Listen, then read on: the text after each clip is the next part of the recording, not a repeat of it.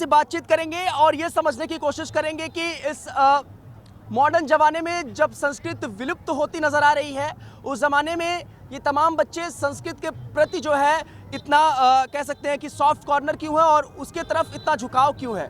अंग्रेजी भाषा हमें उतना महत्व नहीं दे पा रही है कि हम अपने परंपराओं को इतना संभाल सके।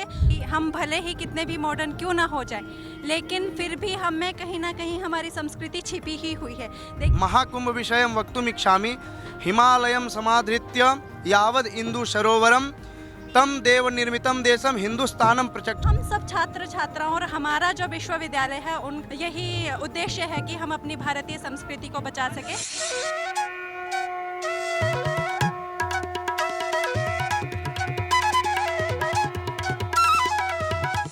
भगवान न्यूज नेटवर्क देख रहे हैं आप और मैं हूं आपके साथ विक्की सिंह।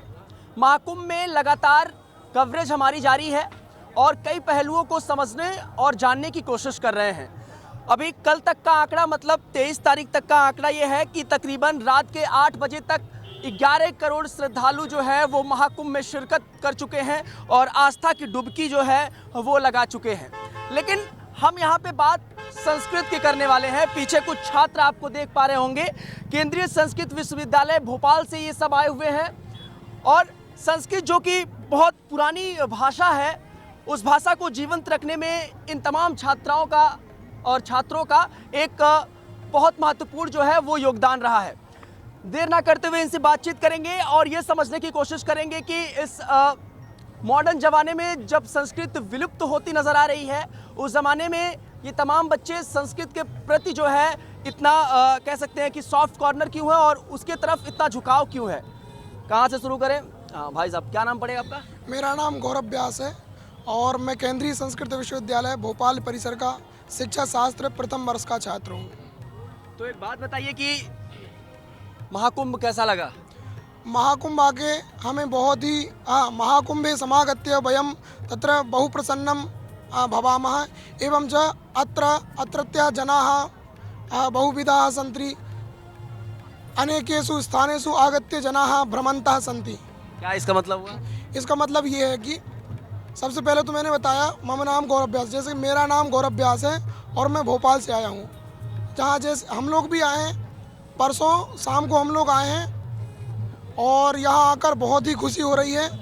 और यहाँ आकर लोग जिस तरह से हम देख रहे हैं किस तरह से प्रसन्न हो रहे हैं, यहाँ की जनता जैसे कितनी प्रसन्न हो रही है साधु संतों को देख करके। अच्छा, महाकुंभ के बारे में कोई अच्छा सा बता सकता है कि पूरी चीज़ें क्या है महाकुंभ को लेकर? क्या नाम पड़ेगा आपका? मेरा नाम मम नाम सुहित कुमार पांडेय अस्ति। महाकुंभ विषयं वक्तुमिच्छामि हिमालयं समाधृत्य यावद् इंदु सरोवरम तम देव निर्मितम देशम हिंदुस्तानम प्रचक्षते।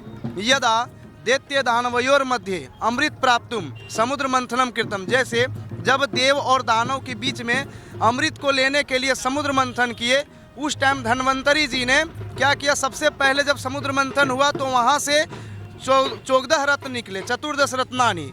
पुनः अंत में जो है अंत्य अमृत कल समागतम, अमृत कलश आया। जब अमृत कलश आया तो उसे धन्वंतरी जी ने ले करके और वो मतलब वहाँ से पलायितवान हो गए, मतलब भागने लगे। फिर उनके पीछे देव और दानव उनके पीछे भागने लगे। फिर उस अमृत कलश से 4 जगह पर 4 बार वो जल नीचे गिरा। जैसे सबसे पहले जो है वो नासिक में गिरा, तो एक जो कुंभ हो गया नासिक में लग रहा है।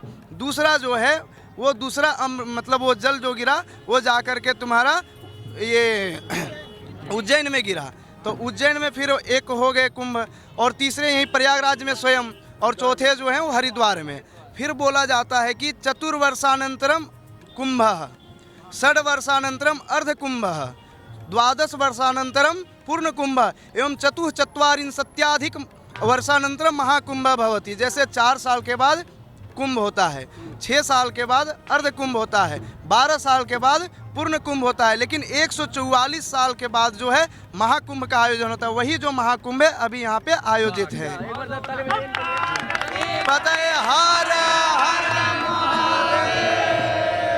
यहाँ पे तमाम लोग हैं। अच्छा, लड़कियाँ भी आई हैं साथ में आप लोग के? 1-2 लोग आइए, आप आगे आ जाइए प्लीज़।